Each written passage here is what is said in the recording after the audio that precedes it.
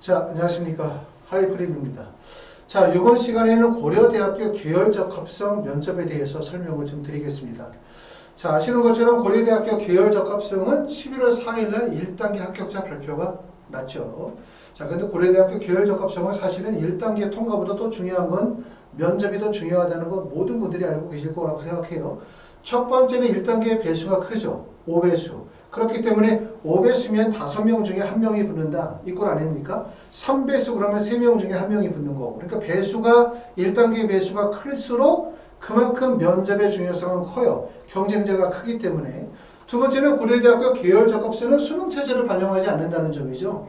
결국은 뭐냐면 수능체제를 반영하지 않는다는 얘기는 5배수가 그대로 살아남는다는 얘기죠. 그만큼 수능체제를 또 반영하지 않기 때문에 여기에 붙은 학생들이 다른 대학으로 붙을 가능성 또는 추가 합격이 이루어질 가능성 이런 부분들이 좀 적어요. 그렇죠? 그렇기 때문에 결국은 면접이 상당히 중요하고 더군다나 면접이 일반적으로 진행하는 대학들 면접들 다시 말하면 학생부나 자기소개서를 기반하는 제출 서류의 면접이 아니라 제시문 기반의 면접이고 제시문이 논술형 통합적 사고력을 요구하는 면접이다 보니까 면접이 꽤나 수준이 높고 까다롭다 이렇게 말씀을 드릴 수가 있습니다.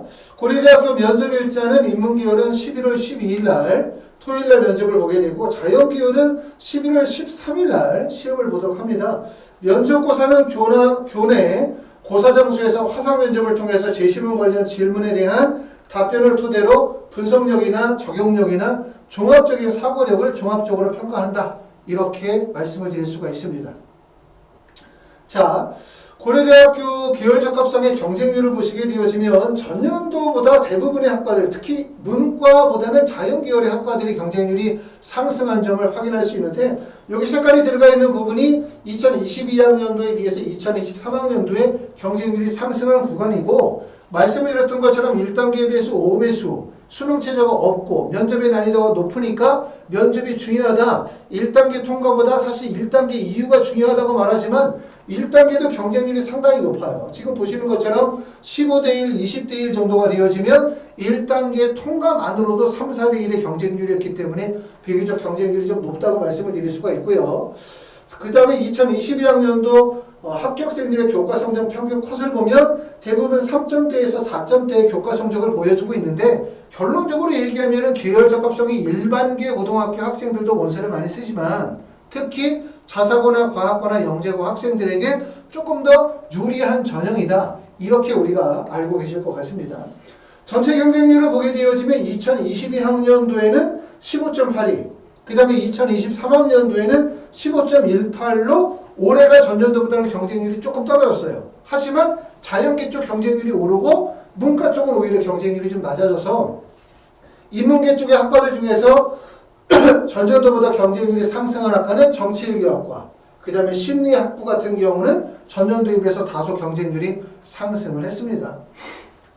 자, 여기 보시면 이제 고려대학교 계열적 합성의 면접의 기출문제입니다. 여기 보시는 건 이제 자연계열의 기출문제예요. 가나다라 4개의 제시문이 주어져 있고 이 4개의 제시문에 대해서 5가지의 질문이 주어져 있는데 주로 질문 내용들이 과학 관련된 내용들, 수학에서의 미적분과 관련이 되어진 내용들이기 때문에 보셔서 아시겠지만 일반적인 면접들보다 학생들이 가지고 있는 학업적인 성취도나 역량이 되게 중요하다. 이렇게 보실 수가 있고요. 출제 의도는 자연 현상 및 수학 개념에서 제시된 내용을 바탕으로 공통 개념을 유통하는 과정을 통해 분석 능력을 평가하고 이를 통해서 학생이 가지고 있는 문제에 대한 적용력을 평가하기 위함이 핵심이라고 말씀을 드릴 수가 있고요. 인문계열 같은 경우도 지금 보시면 가, 나, 다, 라가 있는데 지문이 길기 때문에 나, 다, 라는 지문을 중략했습니다. 그리고 이 제시문은 고려대학교 홈페이지 입학처에 들어가시게 되어지면 그 전년도의 자료실에서 충분히 선행학습 영향평가로 기출문제 확인하실 수가 있고요. 인문계 자연계열의 기출문제를 보면서 느끼는 점은 뭐냐면 면접이 되게 중요하구나, 면접의 난이도가 높구나 라고 하는 부분들을 충분히 확인하실 수 있었을 거라고 생각하고 고려대학교 계열적 합성의 원서를 쓰시는 분들은 지금 보시는 것처럼 인문계열은 12일 오전과 오후 시간, 자연계열은 13일 오전과 오후 시간으로 시간대가 나누어서 면접을 보도록 하고 있습니다.